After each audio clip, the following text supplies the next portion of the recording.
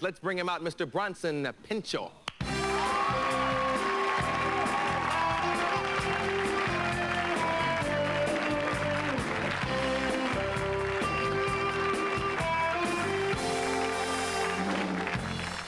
Cool jacket. Thank you.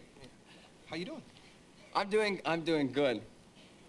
What's wrong, man? No, I always like to look at those things. I remember the first time I ever did a talk show, I saw my nose for the first time. I could not believe it. I also had just had, it was on The Tonight Show like about four years ago, and I got this idea. My girlfriend had this partner, this dancing partner, and he used to have hair like mine that fell down straight in front. Yeah. And he came in one day, and I used to go to their rehearsals and fall asleep against the mirror. And then one day, he came with this like glorious head of hair, and I said, "What happened to you?" And he said, "Oh, this guy that works out at the same gym I do gave it a perm." So I said, "Oh, good, I'm gonna go do the Tonight Show tonight. I'll get one too, and I'll have a gorgeous head of hair instead of this thing hanging down like Mr. Ed." So I went to this guy's apartment, and he like put chemicals on my head, and then like got on the phone for about 45 minutes, and I guess you're only supposed to leave it on for about 20. Oh. So I went on with about that do. Yeah. No, it was the cameo do. Ow. It was so. Well, yeah.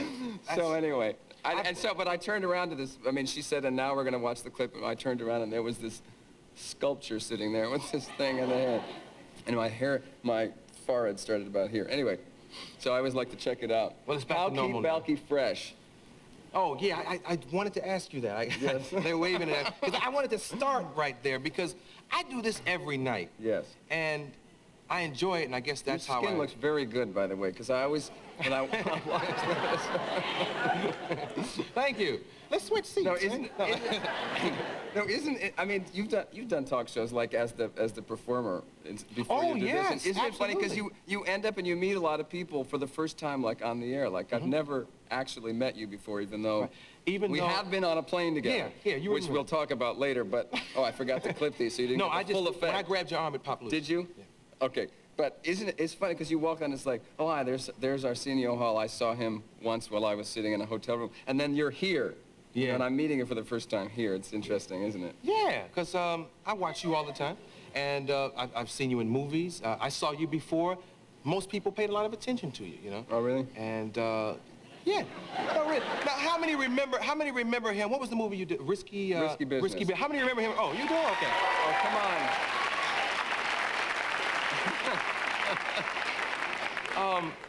How do you keep the character fresh? Week after week. You've been 3 years, 4 years with it? Yeah, we've been doing it for almost 4 years. Sometimes I think it just isn't. I think it is kind of what happens sometimes is I go into a little if I get tired or bored, I fall into a groove, and then I just kind of slightly use my own rhythm instead of the character's rhythm, and it's just not very good. You know, I'll just fall off a little bit. You know, like go off to one side, and I don't really know. I mean, and then some weeks it's just really easy to keep it totally wide-eyed. It's hard. It's really hard. Sometimes I just don't. How do you think a person like Belky would do in like a real city, like him in New York? Would they eat him alive? I don't. It's hard to say. I mean, in a way, some people like that, people kind of clue into them and then kind of protect them and take care of them and stuff. My grandfather, who came over from Italy, was, I don't know how wide-eyed he was, but he was still, you know, 10 years after he got here, he was a tailor, and he would do work for people for free if they looked poor or sad or something when they walked into the store. And, I mean, he had that kind of innocence until he died. And I don't know. I think maybe, I hope, maybe people would just kind of form a barrier around someone like that and not let people, I'm not sure. And take care of them. Would be nice. There are people like that, you know? Oh, yeah, yeah. We all had people like that in high school. And sometimes there is a tendency to look after him and watch because you feel good about him and you want to protect him. It's the good side of human nature comes out. You are totally, we've never met before, but like, no, but we like did you said, sit for 5 hours with a glass partition between us. Yeah, MGM Grand. Yes. Yeah, you had your own little booth. Yes. Yeah, I was sharing it with some people I didn't know in the next booth. You know, really, because I was sitting next to Molly Ringwald and like... You were? Yeah. That was, she don't look the same in person. Really, because see, you didn't even know. It's like, was that Molly? Really?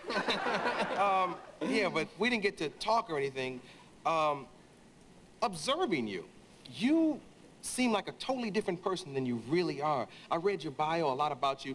You look like this preppy kid who's probably from a rich family, might be a snob, and you actually are a real nice guy who's been through some tough times. And tell me about your family, like your mom and your dad.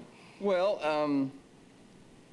you know, I always get into trouble. You know, the bio that you read, I typed up one day when Beverly Hills Cop first came out, and I didn't have a publicist or anybody telling me what was smart and what was, and I typed up this thing and I threw in everything, and I thought that was just fun, and I didn't know how long that was going to last, and thank God it's lasted a few years. But at that point, I didn't. And now, whenever I like tell stuff, my mother is like, the next time I see her, she's like, you didn't have to tell people we were on welfare. You didn't have to tell people that your father, like, abandoned us. Oh, I just did. Sorry, Mom.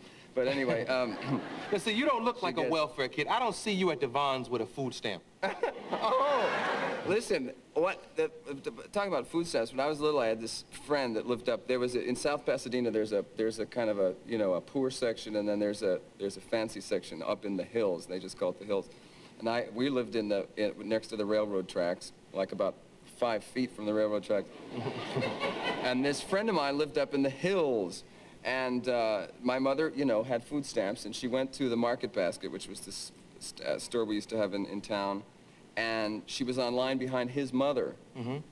And she was just about to pull out the food stamps, and then she thought of me and thought that, you know, like all the kids at school would just talk about it forever. So she looked over at his mother and said, "Hi, how you doing?" Put the food stamps away and took out like all her cash for like the month for clothes or something, and just paid for the food so that it would be cool. And I don't know what we did for the rest of that month, but anyway, that was the food stamp situation. We were lucky to even have them, though, because, you know, I don't know what you have to do, but you have to do something to qualify. I mean, I think you have to do something.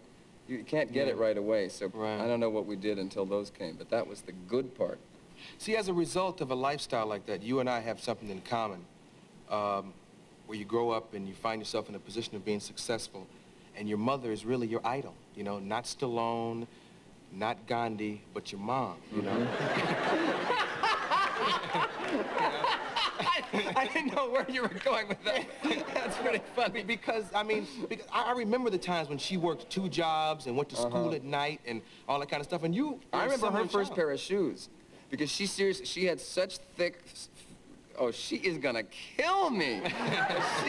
It's beyond, because are you like a brat like I am? Because I love her, but she can't, like, really make me do anything. I mean, she comes over and she's like... Because you're the baby. They love you. Yeah, I mean, it's funny, but anyway, she is going to murder me. But this is too late for most of her friends anyway, but she had this unbelievably thick skin on the bottom of her feet from walking around without shoes.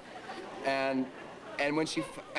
Because we used to take turns when she would come home. She used to clean people's houses, and she would do things. She used to paint little things and sell them, little Christmas ornaments, until her eyes went buggy. But she used to walk, and finally she got these shoes, and that was tough. But she wears shoes all the time now. She can have any shoes she wants now. Yeah, you take care of her very well. Yeah. Yeah, no more days like that Thanksgiving when you had hot dogs. No. That's true. It's funny to look back and laugh at now, but I think it makes us stronger, that kind of stuff, you know? Well, there's no doubt. I also I feel like if something awful happened, like the earthquake came and like my house fell down and everybody decided that I wasn't interesting anymore and I didn't have any money, to be poor would be like, oh, I know how to do that. Yeah. Easy. You've been there. Like if everything burns in my house and and all the clothes burn and my face burns, I know how to, you know, like get a factory job because I've had one. You know, it's like not the scariest thing in the world, so I'm not really scared of that much because what is it, you know what I mean? Yeah, you've been there, man. Yes. And I'm glad you've been here. Oh, Mr. Bronson Pinchot. We'll be back with Vanessa Williams.